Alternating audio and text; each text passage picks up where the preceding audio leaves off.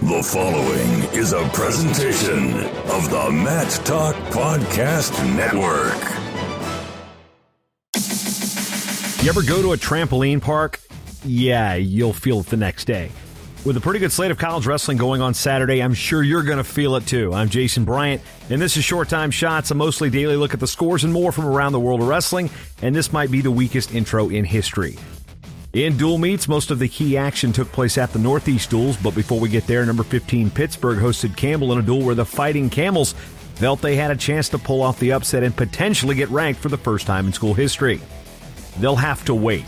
The Panthers won 8 of 10 bouts in a 28-6 win. There were notable individual matches, though, as Pitt's Mickey Philippi downed Noah Gonser 6-2 at 133, while freshman Cole Matthews pinned Josh Heil at 141 pounds. At 165, Pitt's Jake Wenzel majored Quentin Perez, who was coming off a solid effort at the Southeast Open. Campbell did pick up one notable upset as red-hot Andrew Morgan beat Nino Bonaccorsi 11-8 at 184 pounds. Morgan fell behind early but then rallied with 2 points and 4 near-fall points at the end of the second period and then held on in the third with an escape and a takedown. At heavyweight, Demetrius Thomas of Pittsburgh topped Jere Heino 10-3 at 285. Yes, that's redundancy because I said heavyweight and 285. Wow, there's actually a lot more in that duel than the score indicates. So, really good duel. 28-6 really may not tell the whole story. Now we get to the Northeast duels, and I'm going to start off with the highest-ranked duel between any teams in the mix, and that was in Division II, where number 2 St. Cloud State spanked number 1 Pitt-Johnstown 31-6. St. Cloud State's Garrett Voss knocked off number 1 Tyler Warner 11-6 at 133, and 4th-ranked Devin Fitzpatrick beat number 2 Devin Austin 3-1 in 2 of the Huskies' biggest wins. UPJ did get one win of note as 2-time Division II national champion Chris Eddins edged 3-time All-American James Pleski 3-2 at 149. That's likely a preview of your national finals at the weight. The only matchup with ranked teams in Division I saw number 8 Arizona State beat number 23 Virginia 27-12. The Sun Devils also rallied to beat Purdue 22-19 as car rental eligible Tanner Hall, that means he's older than 25, earned a technical fall at heavyweight to give ASU the dual win. Virginia opened up the day with a 49-0 win over LIU. No Jack Mueller today for the Cavaliers, which means Poquoson native Patrick McCormick got the go at 125. I think that's Poquoson reference number 3 this season. Purdue beat Buffalo 32-8 and Utah Valley 30-12. Utah Valley beat Sacred Heart 40-3, while Sacred Heart beat LIU 26-12. Buffalo also beat LIU 37-3. This is going to be a long year for the newly minted Division I team at LIU. Elsewhere around the journeyman mats, number 12 TCNJ went to Division III, beat number 14 Ithaca, that's also Division III, 23-9. St. Cloud State shut out Division III Johnson & Wales 43-0, while UPJ beat American International 51-4. Johnson & Wales beat TCNJ 25-10. Ithaca beat fellow D3 Castleton 35-6, while TCNJ beat Castleton 30-12. In case you're wondering, TCNJ stands for the College of New Jersey. If you're a boomer, you might know that as Trenton State. St. Cloud State had a second shutout, beating American International 54-0. Pitt-Johnstown opened up with a win over Ithaca 25-12. Johnson & Wales also beat American International 45-3. Castleton did get one win of note, beating Alfred State 49-0. At North Penn High School in Pennsylvania, Drexel opened up its Season 2-0, beating Division II West Liberty 32-9 and SIUE 18-15. Ebed Jarrell's sudden victory win over Chase Deihl at 165 was a crucial win for the Dragons, as was Bryan McLaughlin's major decision at 197 pounds over Aric Bohn. SIU edged West Liberty 17-15. Out west, Cal Baptist, in its second year transitioning to Division I, shut out NAIA Life Pacific 51-0. They've got fanny packs, and I'm going to get one. Yes, Life Pacific is sending me a wrestling fanny pack. Hashtag fanny pack a day. Don't think anybody else could do that except for maybe Bobby Douglas. In the land of cheese and spotted cow, UW Parkside topped UW Whitewater 32-19 to maintain possession of the sake bottle, a weird traveling trophy between the Division II and Division III schools. Whenever I think of Whitewater, Wisconsin, or Kenosha, which is where Parkside is located, I think Japanese rice wine. One of these days, I will get to the bottom of what that actual sake bottle means. I mean, the Big Ten football's got all these traveling trophies and stuff. By the way, Minnesota won something over Penn State today. I don't care about either football team, so it's a victory bell or something like that. We're not talking football. We're talking Division III here, and it's weird to say number 3 Wartburg, but number 3 Wartburg won its 214th conference duel in a row, beating Nebraska Wesleyan 39-6 in Lincoln. That's Nebraska, if you didn't figure that out by the name. With 7 bonus victories, the Knights dominated, but at 133 pounds, Nebraska Wesleyan All-American Eron Haynes got down early, then got up, and then held on for a wild, get this, 23-17 win. At 133, 23-17. That's better offensive output than Old Dominion football this year. Yeah, throwing shade at my alma mater. They suck this year, 1-9. I can't watch them anymore. In New England, it was New England College beating Plymouth State 35-13. The Pilgrims also beat New Hampshire's club team 51-0. Southern Maine beat Bridgewater State 30-10, while Johnson and Wales, a split squad, they're in New York and they're somewhere else, wherever this was held, beat Bridgewater State 34-8 and Southern Maine 21-11.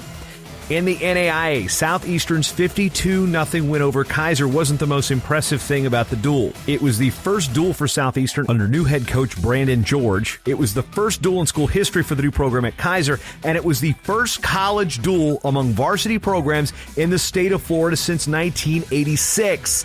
Hat tip to Southeastern SID Donnie Smith for getting that stat. Returning All-Americans Dylan Chatterton, Olson Deliska, and Ethan Owen all had bonus victories on the day for the Fire. Fire. Oh, wait, Beavis and Butthead can't say that anymore. And, yeah, if you don't know who Beavis and Butthead are, Google it. On the women's side, number 4 Wayland Baptist picked off Colorado Mesa 29-18. All-Americans Nina Pham at 101 and Desiree Zavala at 136 picked up big victories in the duel for Wayland Baptist. At the Bison Open in Fargo, Minnesota had 5 champs, while North Dakota State had 4.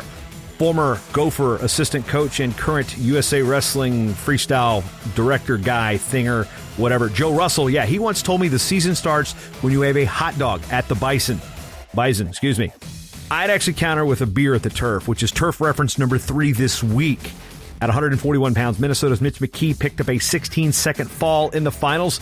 At 149, Minnesota's Brayton Lee edged his teammate Jacob Berglund 7-5. It's notable since Berglund beat South Dakota State's Henry Pohlmeyer in the semifinals. Roger Williams won the Ned McGinley Invitational with 150 points. No, Roger Williams a school, not one guy.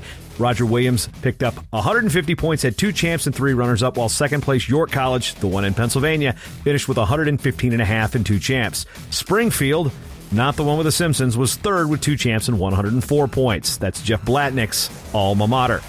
Notable matches from the Mountaineer Invitational and Open, which had 2 brackets with those particular names. Somewhat interesting. Oregon State's Devin Turner topped App State's Cody Russell at 133. Logan Parks of Central Michigan beat App State's Matt Zavostowski 3-2 at 157, while Matt Stencil of Central Michigan beat Kerry Miller of App State 3-1 in sudden victory at heavyweight. Gannon won the Mountain Union Invitational with 154 points, followed by Seton Hill with 113.5. Lake Erie was third with 100. At Oklahoma City University's Open, the story there was the first competition for the University of Arkansas at Little Rock. They'll host their first duel on November 24th against the University of the Ozarks, but Saturday was their first official competition as a squad. At 133, Paul Bianchi, a transfer and past NCAA qualifier from North Dakota State, finished second, falling to Oklahoma State's Reese Whitcraft. The Trojans had 3 more placers, Jaden Carson at 125, Joe Bianchi at 141, and Jose Champagne at 157. As far as the tournament went, Oklahoma State won 9 of the 10 weights. The only weight they didn't win was the double co-champs thinger by Oklahoma at heavyweight. On the women's side, the Waldorf Open finished up in Forest City, Iowa, just across the border as you head south on 35. What's notable there is for the first time, 2 Iowa schools had women's wrestling programs competing in the same event. So I know that's something that Gabby Lord Klein from Transition Wrestling has been talking about on her website. Grandview and Host Waldorf, 2 women's programs in Iowa. Augsburg, a Division III powerhouse on the men's side, competed in its first ever event as a varsity women's program. As far as the tournament goes, Jamestown, they're the Jimmies. I think they're the Jimmies on the men's side. I've got to figure out what they are on the women's side. That's just bad research on my end. They had 5 champions. Grandview had 2. Augsburg had co-champs. Waldorf also had a champ, and there was an unattached wrestler who's going to go to Augsburg. Or if she's not there already, unattached win it there. Now, we get to the promo code warning. As I said, there are approximately 63 active wrestling podcasts out there, 20 of them on the Matt Calk Podcast Network. I get asked all the time about what people need to start a podcast. One of the most important things is a podcast host. Not meaning me, but a hosting company. I firmly believe in quality comes at a cost. And with Libsyn, my podcast host of choice, that cost is super affordable. Sign up for Libsyn at libsyn.com and use the promo code MTO to get your first month of podcast hosting for free when you sign up. That means you get the rest of this month, wherever you sign up, and the next month, depending on when you sign up. They've got plans as affordable as $5 a month. They've been the backbone of this network, and if you don't reach out to me for technical advice, at least hear me on this one. Libsyn.com, promo code MTO, and get your free month, maybe more. Also, for disclosure, I get a little kickback on that if you do.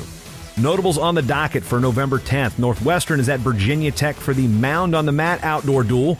Navy's at Penn State, Illinois and Army West Point are at Chattanooga, Campbell's at Ohio, and Stanford opens up Ohio State's new facility, and there's a crap ton of tournaments around the country. Too many to list here. Of note, the Journeyman Collegiate Classic in Troy, New York. From the Daily Wrestling News, a school district in Pennsylvania is reversing its course after being challenged on a policy that prevented girls from competing in combat sports like wrestling against boys. 7th grader Catalina Borelli loves wrestling and wanted to compete for her junior high team until she was told it was against the district's policy. Read how that policy got reversed from WFMZ. This has also been a very prolific topic among Facebook groups. Before commenting, check out the story. Dan Lobdell, a.k.a. the Wrestling Nomad, looks at Jaden Ironman's impact on the Iowa lineup and team race for the NCAA Division I championships in 2021. And track wrestling's Andy Hamilton gets a tour of UW La Crosse's wrestling facility as Coach Dave Malachek enters his 14th season at one of the top wrestling programs in the country. Also on track wrestling, Kyle Klingman lists the 79 Division I wrestling coaches and their alma maters. There's some in there I bet you didn't know, including LIU with another reference, Joe Patrovich. Yeah, did not wrestle in college, played football in college. Interesting.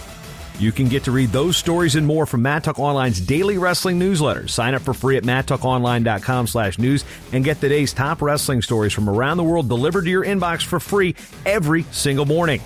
The Mad Talk Online daily wrestling newsletter is sponsored by Resolite. Short time shots? No such sponsor. Interested? Give me a shout. You got a product or something? We can talk about it. Or you can support the show and all of the on-demand audio offerings, free newsletters, and historical research. And if you want to get some of that cool compound gear, just confirm the hats. They're going to be sharp this year. You can support the program by making a small monthly contribution or one-time contribution at madtalkonline.com/join the team. It's Saturday. I'm going to be sore in the morning from the trampoline park. But again, I'd always like to thank you for spending your time with me, because you've always got time for short time. Now, I'm going to go start binge watching The Office, starting at episode 1.